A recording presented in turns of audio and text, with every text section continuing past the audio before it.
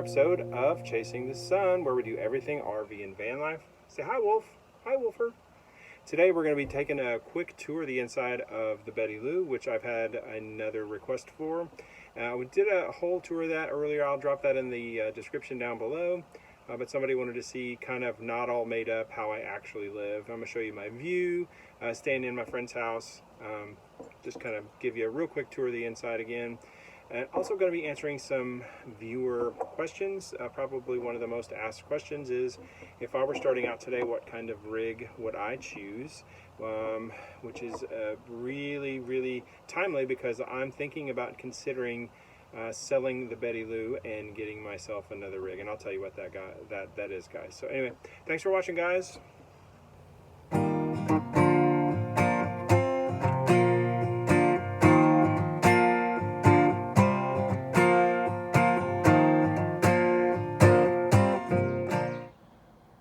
Okay, this is how we really live.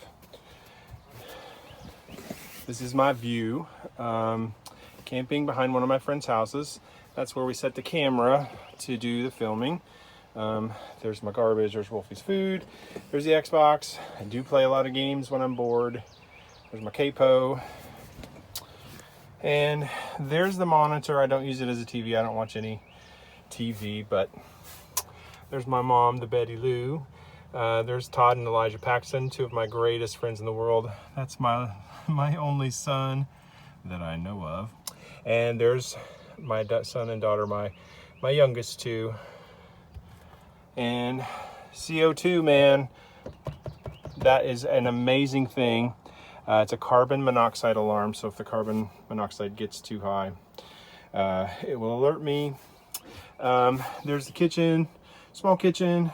Got my weights and my coffee and the microwave. Got the blinds turned down, pulled down because if you just so blinding with the sun. 4-burner stove. Got a few dishes because, you know, who wants to do dishes? That's vinegar. I'm going to show you guys how I do dishes here in a future episode soon. Those are my story ideas when I get, or episode ideas. This, of course, is the bathroom. It's just used for storage. We got a vent up there. Here's the utensil, or I call this my prep kitchen, and it's just, you know, salt and pepper and Pam and olive oil and stuff. And these are my fresh fruits and vegetables, a little bit of bread. And there's the bed. That's the futon that makes that into a bed. This over here actually makes into a bed where a small child could sleep. You know, a couple of regular sized people. I'm 6'3" without my shoes on, so I don't fit there very easily, but I do. When I need to, when I travel, I put all my Burleywood stuff up there, which we're getting ready to do, and I'm going to show you guys how that all works. And who is the prettiest dog in the entire history of the earth? That would be you. I love you, Wolfie. Anyway, this is the bed. Make your dang bed every day, even in a quarantine. Wolfie likes to get up here, and she likes to look out the window. She sees, you know, that window, that little window, that window. So I put pillows all around over there.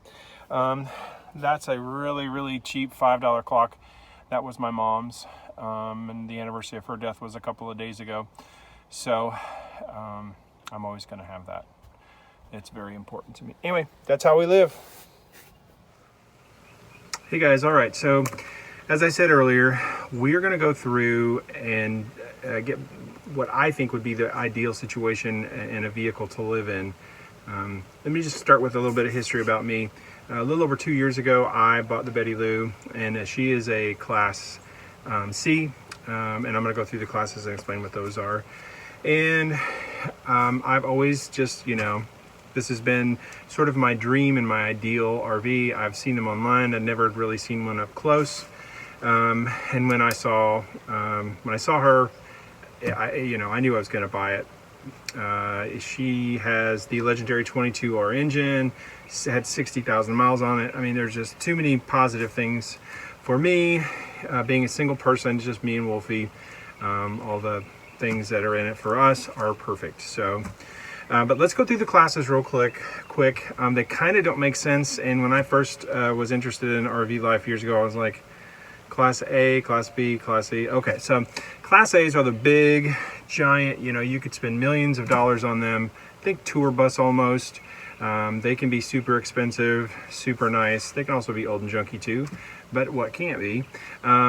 I think the big 40 footers. They can have washer and dryers. They can have a separate area for like a real room to sleep in, a big kitchen. You can travel with 6 or 8 people and sort of comfortably. So that's a Class A. Class B is kind of the vans. And I say kind of because there are some very weird exceptions when you look at titles, but nobody, we don't care about that. Think the motorhomes that have, they look like a van, but you can tell they got the AC on the top. Mercedes-Benz is probably the panel vans, the taller vans, the Sprinter vans.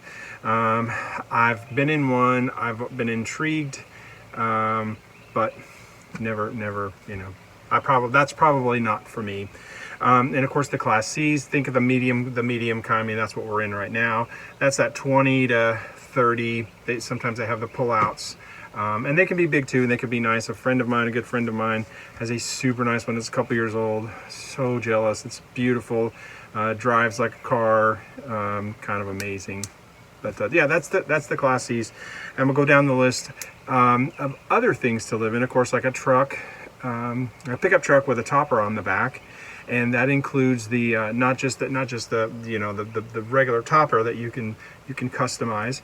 Also, it is the ones where the big campers you bring in and you can actually live, and that's where you can stand. And it's a smaller version of everything that's in the RV. Those are amazing, and I've been in a brand new one of those recently. I get really excited about those. And the cool thing about those is that you can actually leave the camper behind, and then you've got wheels. Anyway.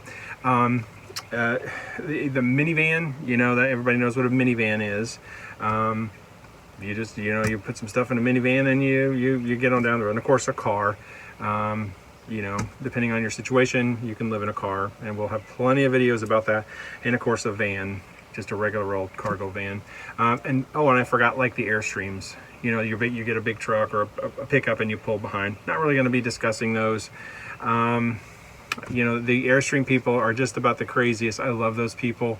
They are nuts. It's like a cult, a sect. They freaking love those things, and they are amazing. And when I retire, if I ever do, that's probably what I'm going to do. So I stay away from them. I do think that they're neat. But what's really cool is the following.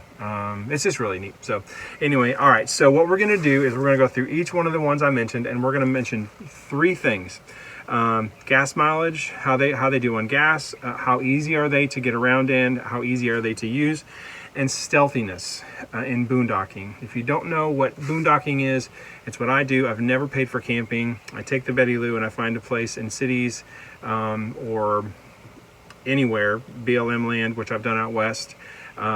Some states let you, rest areas. You kind of get what I'm saying. I never pay for parking. So wherever we park, Walmart used to be a good place, but now that's gone, kind of. We're going to have tons of stuff about boondocking and stuff like that. So, and stealth is, people don't know that you're there, being stealthy. So, the big behemoth Class A's, obviously, when you're rolling down the road in a 40 or 50 foot, hugely cumbersome and big Class A, there's no stealth involved. They're like they have an RV and people can live in that, and you're not pulling up to the, you're not hiding at a gas station or a Kroger or a Fred Meyer's. People know that you are in an RV. They get terrible gas mileage. Ease of use depends on what you mean. Like if you could just like park it, it's amazing. Everything you would ever want. They have a generator. They probably have solar. Water, running water, hot water. Ease of use that way is amazing. Ease of use running down the road.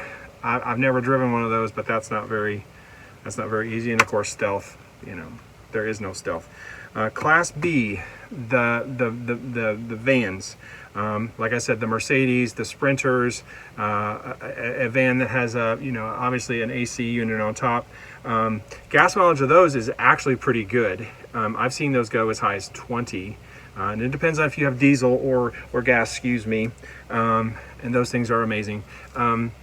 Of course, the newer ones, I mean, all these newer ones are expensive, but if you're talking about a Sprinter, those tend to be more expensive. And I forgot to mention Class A's, of course, obviously are the most expensive ones out there.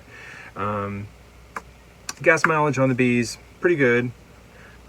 Ease of use, it's like driving a regular car, as I understand, so that's amazing. You can get everything in that Sprinter or the Class B that you get in the big Class A, much less of a price tag, and it's much easier to drive down the road.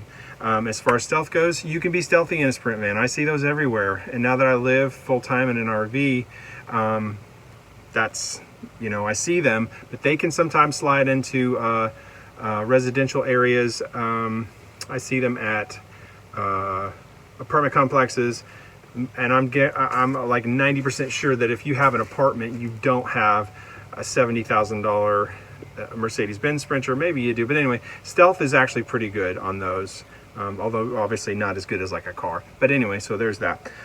Class C, that's the medium-sized ones. As far as gas mileage, I've seen them do pretty well, 12, 13, but I've also seen them, the older ones are you know, not good, 10. And I have been reading recently where they have gotten some of those up to 17, 18. Boy, I'd like to see those. And as I start to travel again, once this pandemic is over, we're going to actually be looking at some of those. So, gas mileage, it is what it is. You get more features. You pay more, and that's just one of those things. Ease of use, I think it's pretty easy to drive, and once you get in them, of course, you have all the amenities at home. I've even seen these with small washers and dryers. But as far as driving down the road, pretty easy. And as far as stealth goes, there's very little. You're not gonna park in a neighborhood like you can in a car overnight and not be seen. Stealth is pretty bad on those. Minivans. Now we're getting down to the kind of the specialized ones. Minivans, you know, gas mileage can be 20, 25. If you've got a Toyota minivan, of course you have less features. You can do less things. You're not going to have a shower. You're probably not going to have running water or a toilet. But as far as the gas mileage goes, man, very cool. Depending on what kind that you get. Ease of use, heck, it's a minivan. They're wonderfully easy. You can get in and out. You take your house with you. Like I said, good gas mileage. They're very easy to use. You do have less features, of course. You know, you got to figure out your cooking and how you're going to clean up and how you're going to go to the bathroom. But I love minivans. I've never owned a minivan. I've been in one, but I've never like traveled and lived in a van life in it. So. And as far as stealth goes, those things are great, man. They're absolutely great. You can park anywhere, including neighborhoods, and if you do it right, you can boondock almost anywhere, and nobody's going to know. Same with the car. Depending on where you're at in your situation, I have known people that wanted to live in a car. That's not for me.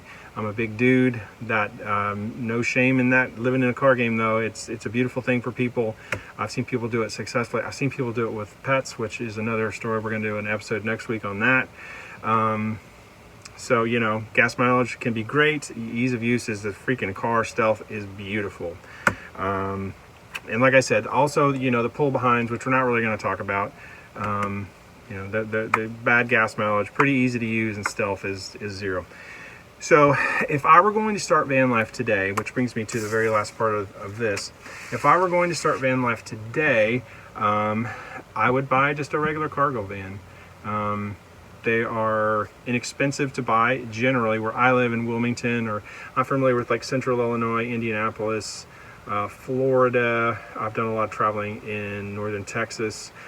Generally, for a couple of $1,000s, you can get a roadworthy van and customize it. And by customize, I mean you can get a cargo van and throw in a mattress, some water, and some clothes, and you've started van life. It's the easiest one. I think it's probably the least expensive, except for if you already have a car. But otherwise, that's the way to do it. You can literally buy the van, and in one day, you're ready to go. We did this in a video earlier. You have to be able to go to the bathroom. You have to clean yourself. You have to cook for yourself, and you have to keep warm and cool. And if you can figure those things out, and you can do that in a weekend, and it's very, very inexpensive, especially if you, if you've got to go, if you're planning on that and you don't have a lot of money, to me, it's the way to go. Just make sure that if you're going to buy a van to live in, that you take it to a mechanic, because it's just like buying a car. Just use your common sense. But that's what I would do. In fact, as I said, mentioned earlier in the beginning of the video, I may in fact be doing that because of the stealth. So again, gas mileage can be pretty good. Usually it's 15 to 25 in a van. Ease of use, of course, it's super easy. And stealth, 90% of the time you can park anywhere if you're quiet, if you know what you're doing, if you've done it a few times. They're easy to drive, they're easy to park. You don't draw a lot of attention to yourself. There's just so many positives with a regular van, and it's big enough generally where you can actually stretch out a little bit. You can have a pet or two. I'm reminded once I was driving through Utah, and I saw this older lady, very nice, obviously living in her van. She had a little vent on top, and as you live in a van, or RV, you sort of see other people, and you immediately find out, you go, oh my gosh, you recognize she's living in that van. Awesome lady, 60 years old. And I was kind of checking her out, and I was in the Betty-Lou. Obviously, I'm in my RV, and I pull up to her. And I went to go over and talk to her, and she opened up the door, and 3 mastiffs come flailing out of the car. Not an ideal situation for me, and man, it smelled just as bad as you think, but for her, that was the ideal situation. Anyway, so that's it. For me, a cargo van, easy, decent gas mileage, affordable. It's generally, rip all the stuff out of it. It's a blank slate. You can customize it. You can go at your own speed. You can live it and save a lot of money, and that's what I would do. So that's it. All right, guys. If there's something that I haven't covered yet, please drop me a comment. You can find me on Facebook. It's Eric Hobaugh, ERICHOBAUGH. There's only 3 of us in the world, and obviously I'm the Bigfoot looking guy when you find me on there, and my email is always in the description below. Thanks for watching. Please subscribe. We're really close. We're getting close to 100 subscribers in less than 3 weeks. If we could do it in a month, I don't know what I would do. I would just I'd be so surprised and so happy and so amazed. Appreciate you guys so much for watching. I've got about 3 weeks that I'm going to be on the road one way or another. If you're just sort of finding this one-off, we're right in the middle of the pandemic, of the COVID-19, and I'm going to make a break. We have travel restrictions and all that, but I don't care anymore. I'm going to Florida to see my daughter. All right, that's it. And as always, you guys have to get up every single day and do one meaningful thing that gets you closer to your dreams. Thanks for watching, guys. See you on the next one.